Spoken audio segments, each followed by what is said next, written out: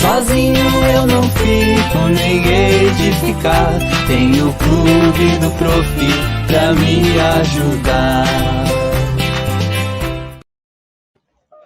Gente, agora nós vamos falar sobre os processos de avaliação no mundo. Olha que maravilha! Vamos entender um pouquinho desse processo de avaliação, de finalização aí de níveis. Como é que funciona isso fora do Brasil? E quem vem conversar conosco sobre isso são duas grandes especialistas, professora Lara Crivellaro e professora Aline Grip. Vamos conhecer um pouquinho mais da Lara e da Aline? Lara Crivellaro é fundadora e diretora da EFIGE Educacional. É doutora em Sociologia e especialista em Educação Internacional.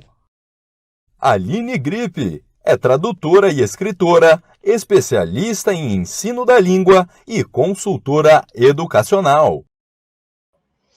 Lara e Aline, sejam muito bem-vindas! Olá, Josi, é um prazer estar aqui com vocês novamente, é sempre uma felicidade ser convidado para participar com vocês e para falar para esse público maravilhoso que o Instituto Casagrande tem. Muito obrigado. Oi, Aline, tudo bem? Olá, tudo bem, Josi? É um prazer para mim também participar e ouvir os colegas da área da educação falando coisas tão interessantes e essa mudança que está acontecendo, né, no nosso país. É muito bom ouvir. É muito bom trocar. E olha aí, gente, a gente está com 1.200 pessoas aqui nos ouvindo. É muito bom, né? Bastante gente. Esse chat bomba, é muito gostoso essa interação. E vocês vêm com coisas interessantíssimas aí, né? Como é que são esses processos avaliativos do mundo? Será que só aqui que a gente tem problemas, né? Vai ver que no resto do mundo a coisa é bem fácil, né, Lara? Não é bem assim, né, Josi? Mas eu diria que é bem diferente, né? Eu acho que ouvindo todos os colegas, e eu sempre fico muito feliz em saber que, apesar de todos os desafios que a gente enfrenta, os professores são sempre muito fiéis às suas causas, ao seu propósito, e estamos todos aqui, 1.200 pessoas, às 10h12 da noite, então isso é um motivo de muita esperança para todos nós com a educação do Brasil. E essa discussão toda que se faz, né, tentando movimentar e tentando encontrar soluções e saída, nós estamos num momento aí muito importante, com todas essas mudanças que a base trouxe para a gente, né, todos esses desafios que nós estamos enfrentando na implantação e agora o novo currículo do ensino médio.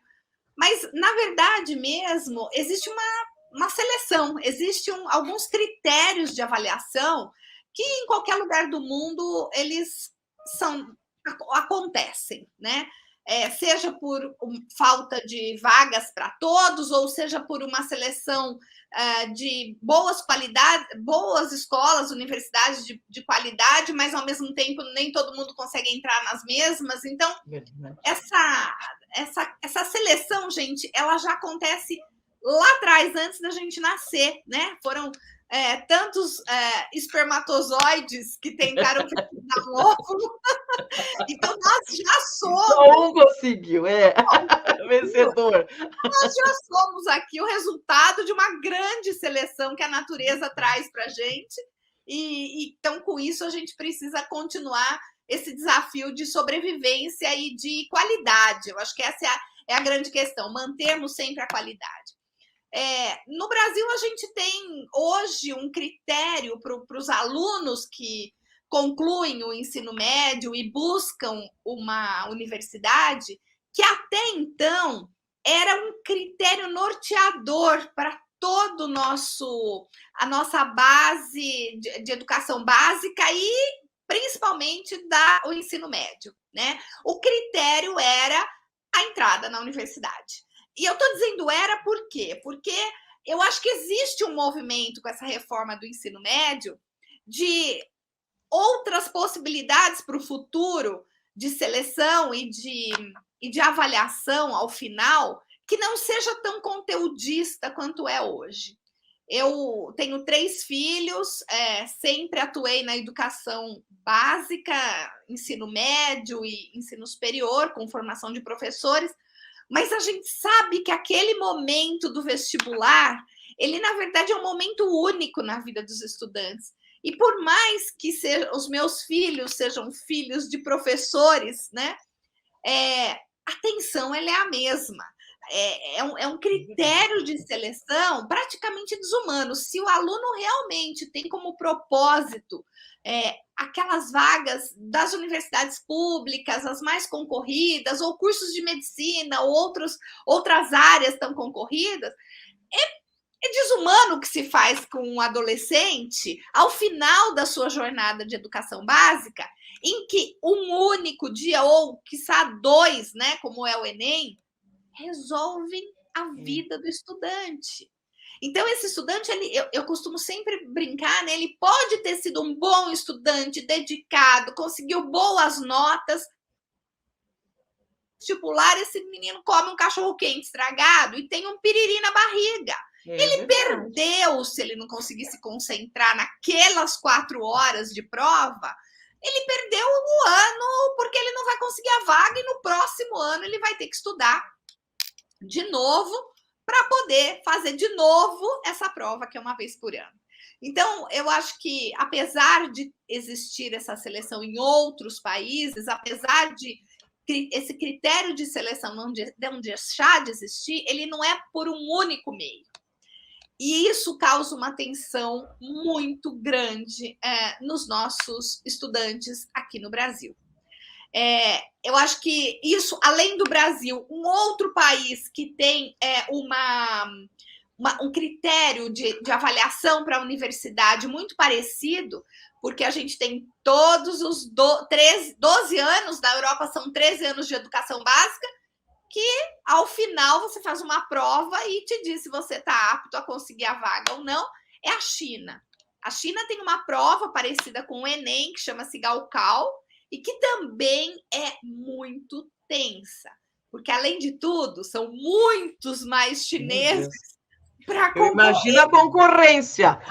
É desumano. Então, assim, chega-se a um ponto em que você tem adolescentes tensos, depressivos, nessa época de vestibular, um índice de suicídio alto, em alguns países, principalmente a China é um resultado, é um caso desses, que é praticamente desumano essa concorrência. E aí, quando a gente olha para outros países, e o modelo americano é um modelo que puxa vários outros países, né?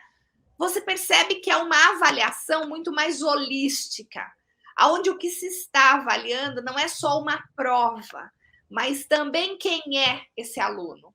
Então, você tem um outro modelo em que não é um único instrumento, mas é uma história de vida que vai ser avaliada. Então, o aluno tem que entregar as suas notas dos últimos 4 anos, que nos Estados Unidos o ensino médio é a partir do 9º, né? Então, é 9º, 10º, 11º e 12º, que é o ensino médio. Então, qual foi a média desses 4 anos? O que esse aluno fez em termos de atividades extracurriculares? Ele é artista, ele é um esportista, ele fez trabalhos voluntários, ele é empreendedor, ele tem um perfil de liderança, como é que ele mostra que ele tem uma história para contar? Ele faz, sim, uma prova SAT, que é o equivalente ao nosso Enem aqui, mas ele também será avaliado pelo que ele é. E para a gente ter uma ideia de como são os pesos desses itens todos, nós estamos falando aí de uma prova que avalia cerca de 20% e a média que ele teve nos 4 anos, mais ou menos 30%. Então, 50% não. O que ele fez em termos de média nos 4 anos e uma prova de um dia que vale 20%. Os outros 50% é a carta de apresentação dele, é o currículo dele, é a carta de recomendação que um professor vai dar. E isso faz com que você tenha um aluno que quer construir uma história. É um aluno que se dedica a ser um bom aluno nos 4 anos para ter boas notas, porque isso vai contar. É um aluno que se dedica em construir coisas que podem contribuir para a sociedade ao redor dele, porque isso interessa para as universidades. É complexo essa avaliação? Mais ou menos, porque você tem um processo lá em que as coisas acontecem, né? Mas ela não é tão penosa para o aluno, ela não é tão injusta em alguns casos, porque ele tem a possibilidade de construir a sua história e mostrar quem ele é. Mas um processo, né? Um processo maior, né? Considerando a vida dele. Bastante experiência nessa de orientação, e acho que pode contar para a gente um pouco mais, né, Aline, como é esse processo dos alunos, né? Enquanto você falava, Lara, eu fiquei aqui pensando. Quando eu era aluna e prestei vestibular, né, a pressão que era, todo mundo queria fazer cursinho também, além de estudar muito, tinha um outro turno de mais estudos, e aí pesava num dia ou 2 aí de exames. E, como você disse, se chegasse atrasado, perdeu o dia, perdeu a prova, tinha que pensar numa próxima vez. Quando você falou dos requisitos, principalmente no currículo americano, parecem muitos, mas são coisas que você vai construindo. Então, a palavra aqui é planejamento, é organização. Se o aluno ali tiver essa consciência, né? Ele já vai construindo tudo isso e já vai se dedicando, uma vez que, desde o 9º ano, é importante as notas para formar esse GPA. E pode parecer muito, mas tem um prazo para aplicação. Então, começa, vamos dar um exemplo, em setembro, outubro, e termina em fevereiro, em março. Então, o aluno tem um tempo para aplicar. Se aquele dia ele não está bem, ele esqueceu um documento, ele pode deixar para fazer no outro. Se ainda não saíram as notas do teste de proficiência, por exemplo, do inglês, ele vai esperar sair aquela nota, ele pode atualizar lá no site de aplicações. Óbvio, não pode deixar para a última hora querer fazer tudo no último dia. Você tem meses para poder aplicar, né? Dependendo aí das universidades. Então, realmente, é algo com menos pressão se a pessoa tem essa ideia de planejamento. É isso que a gente faz, né, no aconselhamento. Uma coisa também muito importante que a gente precisa observar é a questão da carreira, né? No Brasil, gente, nos últimos 40 anos, eu diria, nós desvalorizamos, entramos numa crescente desvalorização de cursos técnicos. E isso foi meio que até acabando no Brasil. A gente tem hoje vários alunos que concluem um curso superior e atuam em áreas técnicas. E tem um mercado muito bom financeiramente, né? Muito bom. Exatamente, uma falta de mão de obra. A universidade, ela precisa ter um foco mais teórico, mais reflexivo. A mão na massa, ele está no curso técnico. Então, as escolas públicas de ensino médio, em geral, no Canadá, nos Estados Unidos, na Austrália, o que eles têm muito para oferecer para os alunos são disciplinas eletivas técnicas. O aluno não passa 4 anos do ensino médio só vendo geografia, história, matemática, física, química, biologia, mas ele vai poder decidir entre uma carga horária que ele tem para cumprir como eletivas, coisas de carreira, né? Então, olha, eu quero fazer marcenaria, eu quero fazer engenharia, estou pensando em fazer uma disciplina de mecânica, e ele vai podendo usar laboratórios que as escolas, em geral, oferecem para eles em disciplinas eletivas, onde ele também vai tendo um pouco mais de ideia de carreira. Alguns alunos, o Canadá é um exemplo disso, alguns alunos terminam a escola, o curso médio, o high school, e seguem para uma carreira onde naquela cidade ou naquela região tem uma propensão mais para uma determinada carreira. Às vezes é uma área mais petrolífera e eles têm lá nas escolas públicas cursos de usinagem, de soldagem, de não sei o quê, e os alunos eles não estão precisando sair correndo para ir para a universidade ou não querem naquele momento. Não significa que eles serão menos ou que serão menos remunerados ou serão menos valorizados no mercado de trabalho, porque, como você disse, Josi, as pessoas elas têm características diferentes e o mercado técnico ele também é necessário. Tem muitos empregos para isso. Aqui no Brasil, a gente tem muito essa questão do técnico é para pobre, a universidade, sim, é o almejado, o técnico é para quem não conseguiu chegar lá, ou é o técnico... O técnico também é uma carreira, né? Agora, mais do que isso, o ensino médio dar ao aluno a oportunidade de experimentar, de vivenciar, ajuda o aluno a concluir qual é a carreira que ele quer.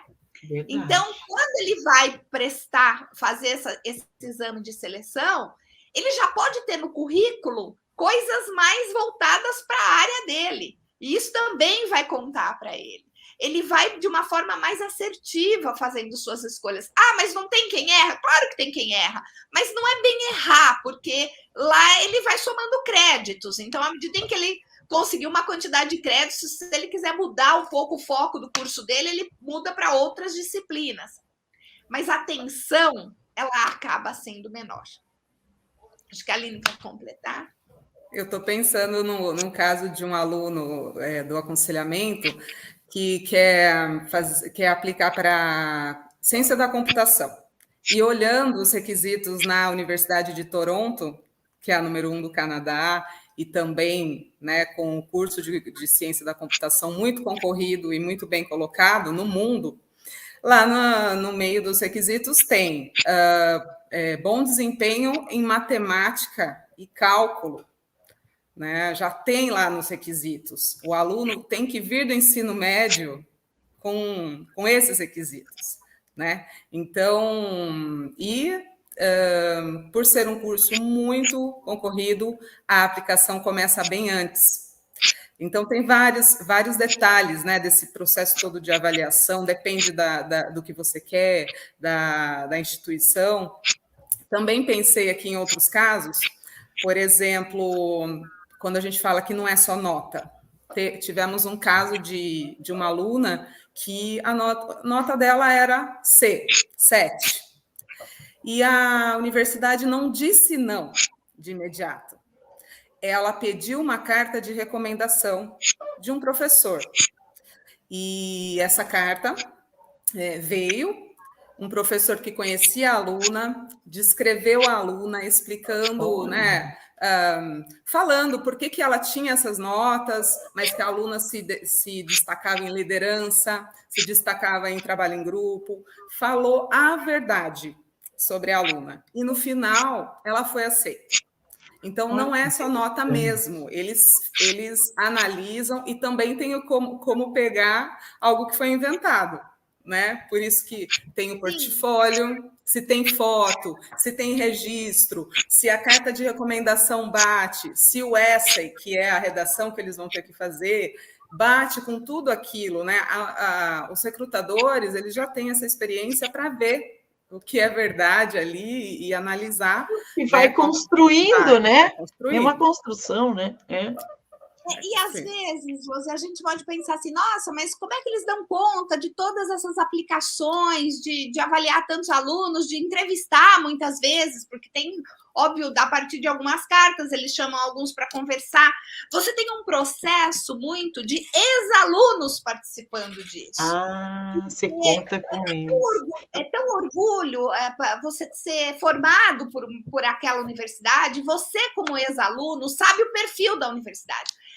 É uma coisa interessante, porque às vezes o cara tem uma nota super alta e ele concorre com outro que a nota também é boa, mas não é tão alta quanto a dele, e um é escolhido com a nota menor, o outro não é. Por quê? porque o perfil daquele aluno que tinha uma nota um pouco mais baixa, ele tinha mais a ver com aquela universidade do que o outro. Então, assim, algumas universidades são mais voltadas para essa questão de trabalho social, voltado para o voluntariado, outras são mais focadas em esporte. Eles têm times, eles têm coisas que valorizam demais a participação esportiva. As outras querem líderes, né? Harvard é um exemplo de liderança, né? Então, assim, o que eles querem? Eles formam líderes. E, às vezes, o aluno, ele tem boas notas, mas ele tem uma história de liderança por trás, que a universidade diz assim, não, esse aluno é o meu perfil, eu quero. É o meu perfil. O ex-aluno entrevista, e ele já sabe como é, e ele diz, não, esse cara bate para ser um aluno Harvard, porque tem todo um orgulho, né? A gente fala de Harvard, mas tantas excelentes universidades, a gente está falando aí das as melhores 100 do mundo, praticamente são a maioria americana, né? Infelizmente, porque o que os Estados Unidos fez? Não perdeu talentos do mundo inteiro. Então, enquanto a Europa, na Segunda Guerra, se matava, o que os Estados Unidos fez foi acolher as melhores mentes do mundo, né? Os judeus que estavam perdidos na Europa, levou para lá os alemães, os italianos e todo o resto do mundo, né? Os indianos, quantos indianos estão hoje nas universidades americanas, nas melhores, chineses. E por quê? Porque eles valorizam a pesquisa, valorizam o conhecimento, porque o conhecimento gera riqueza, né? Então, eu acho que, assim, os Estados Unidos, a gente tem muitas críticas, mas em termos de universidades, eles sempre souberam valorizar talentos e não tem esse mimimi de a universidade é pública, não pode receber dinheiro da empresa. Eles investem, as empresas investem nas universidades públicas e de lá sai emprego, sai riqueza, sai produtividade. Então, eles querem, sim, as melhores mentes, né? Eu acho que essa é uma das coisas que, infelizmente, a gente tem perdido muito no Brasil, que são talentos, né? Cada crise que acontece, cada situação que a gente vive aqui em termos de educação, de cultura, hoje, de novo, mais uma coisa chata com essa questão da cultura aí, de novo, sendo cortado, a lei de incentivo. Na verdade, o que acontece? As pessoas vão embora, né? As pessoas não ficam. Se não há valorização na ciência, se não há valorização na educação, as pessoas buscam oportunidade fora e a gente vai perdendo as nossas maiores riquezas. Eu acho que esse é um exemplo aí do que a gente precisa repensar. Tenho muita esperança com essa reforma do ensino médio, viu, Josi? Eu acho que também. Hoje a gente discutiu bastante a questão do ensino médio, da avaliação, e eu acho que eu também penso dessa forma. É uma proposta realmente inovadora, né? É uma proposta que tem muitas possibilidades. Eu também tenho esperança. Sei que não vai ser fácil, sei das diferentes questões dessa proposta, mas pelo menos, é uma janela nova, né, Clara? Veja, eu acho que assim, não adianta só a gente ficar olhando o que temos de ruim. Eu acho que nós temos que olhar, sim, o que outros têm de bom para trazer para a gente. Exatamente. Não adianta a gente falar, credo, Estados Unidos, neoliberal. Gente, chega desse papinho. O que nós precisamos é botar o pé no chão. Não tem essa. O que nós precisamos é valorizar a educação, valorizar o professor brasileiro, dar incentivo para os alunos, trazer a ciência para esse país. E o discurso aqui é um discurso de quem quer ver esse país crescer e quer trazer o que tem de melhor no mundo. Eu acho que, assim, enquanto a gente ficar olhando, não olhar para fora, a gente vai ficar olhando para o nosso umbigo, a gente vai ficar achando que o que nós estamos fazendo está bom. E não está bom. Discutindo o óbvio, né? Discutindo o óbvio, eu concordo plenamente. E essa questão de você envolver o aluno numa construção, que é a ideia do novo ensino médio, do projeto de vida, das decisões que o aluno vai tomar, é um caminho diferente e tem a ver com tudo isso que você está colocando ali, porque o aluno vai se construindo nesse processo todo. Quando ele sair do ensino médio, a probabilidade dele ter bem mais clareza do que ele quer na vida é muito grande, né? Do que existe hoje. Eu acho que o fato de nós incluirmos aí pelo menos 40% do currículo do ensino médio com esses itinerários formativos que darão ao aluno a oportunidade de conhecer áreas e escolher carreiras, eu acho que é um excelente avanço. A gente só precisa verificar como é que isso vai ser feito, né? Como é que efetivamente a gente vai botar isso em pé. Então, eu acho que nesse momento o Instituto Casagrande ele exerce um enorme serviço à educação brasileira quando ele coloca tanta gente assim para discutir. Eu acho que ninguém precisa concordar com todo mundo, até porque a unanimidade é burra. A gente precisa ter bons argumentos, poder colocar ideias e poder discutir e construir. Nós estamos aqui para construir, né? Então, essa ideia de todo mundo trazer uma experiência diferente que o Instituto propicia para tantos professores é um enorme serviço que contribui, sim, eu acho que muito para a qualidade da educação. Então, a gente ouviu aqui essa semana inteira muita coisa boa, muita coisa nova que ninguém sabia ou que poucas pessoas de um lugar sabia. E a gente também precisa olhar para fora, né? Então, exatamente. Como é que se avalia lá fora? Como é que se coloca para o aluno as opções, as possibilidades? Eu faria aqui, gente, várias críticas, se essa fosse a proposta hoje, de vários outros pontos que Canadá, Europa, Estados Unidos apresentam e que nós aqui fazemos melhor. Eu acho que tem, sim, muita coisa. Nós vamos, por exemplo, os Estados Unidos ele tem um problema muito sério na formação de história e geografia para os alunos de educação básica. Nós fazemos uma formação muito mais ampla e os Estados Unidos foca muito na história dos Estados Unidos e na geografia americana. Então, é muito comum as pessoas... mas onde Brasil mesmo, a capital é Buenos Aires, não sabe além do mundo.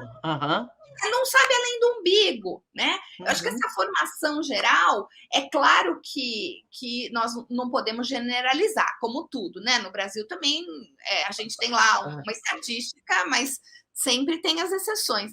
Mas eu acho que, de forma geral, a gente tem que olhar o que dá certo. E é isso que eu estou tentando trazer hoje, né? Eu e a Aline, modelos de como se faz para a gente poder olhar o que pode ser aproveitado. E essa foi a nossa proposta, exatamente. A Aline trabalha e tem uma experiência muito grande com a prática, né, Aline, do aluno brasileiro que quer estudar fora.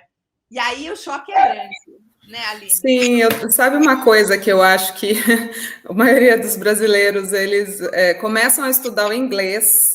Olha, nós estamos falando de educação internacional.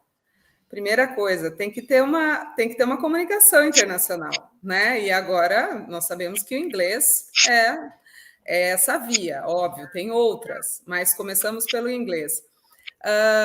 Eles, às vezes, barram nesse ponto. O nível não está bom. Então, outro exemplo que eu trago para vocês. Um aluno foi aceito, mas a condição dele é fazer um programa de inglês na própria universidade.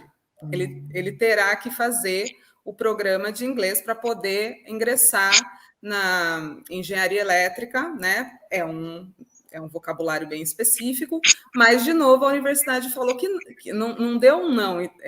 Não, seu inglês não dá. Não, você tem um nível, mas nós precisamos de um mais alto. Você vai fazer o inglês conosco, você atingindo, você entra no curso de engenharia.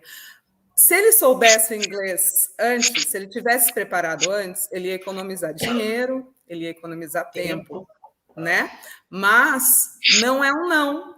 né? Não, você não vai Uma entrar aqui, porque ele oportunidade. tem outros requisitos que foram atendidos.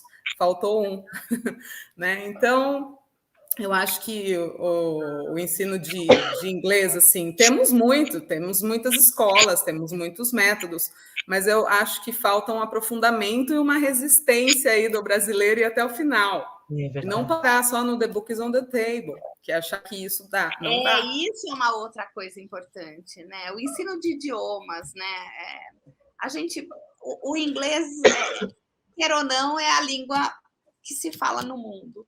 Então, a hora que a gente se recusa ou que a gente não valoriza dá essa oportunidade para o aluno de forma mais real, o aluno acaba não tendo essa janela para o mundo.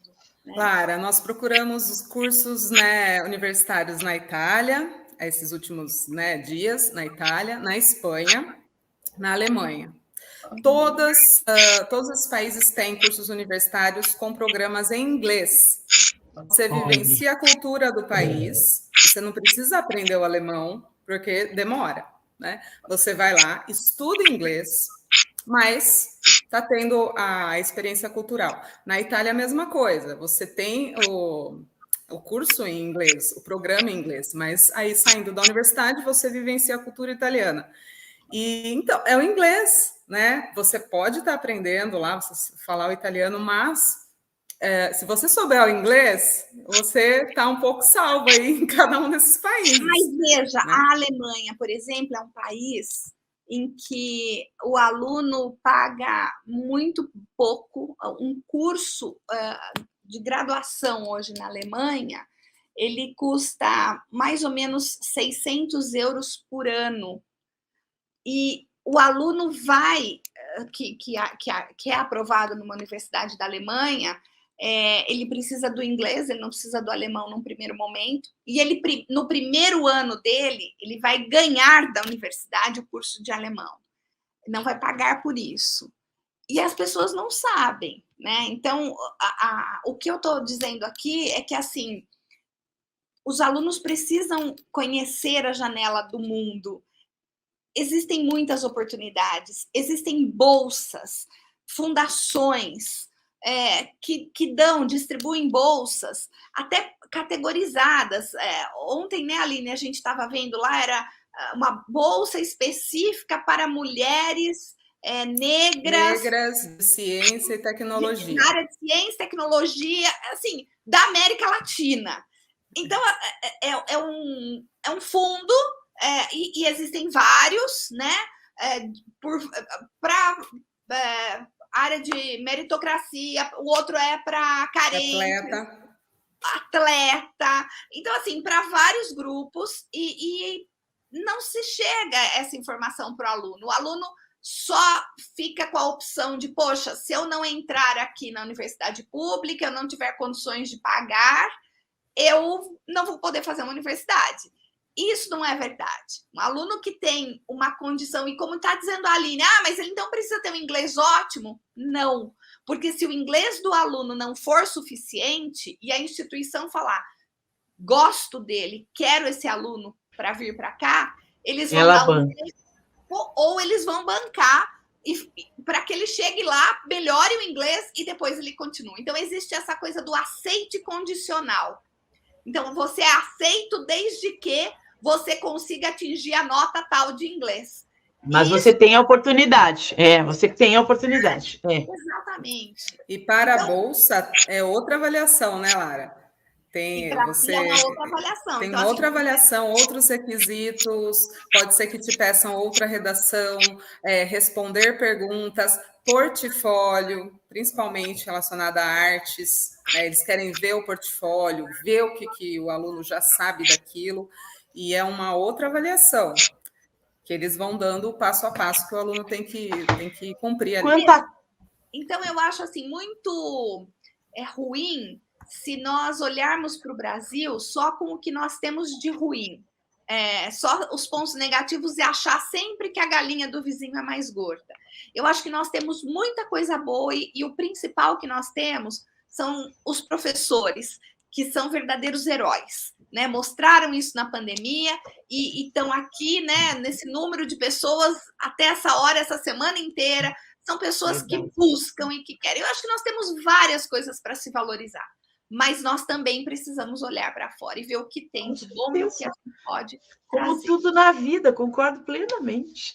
Meninas, eu ficaria aqui horas porque conversando com vocês, mas a gente vai voltar nessa. Eu acho que a gente pode voltar mais, detalhando mais essa questão das bolsas, sabe? Porque é vamos chamar isso de uma utilidade pública, né? Porque a maioria das pessoas não conhece isso.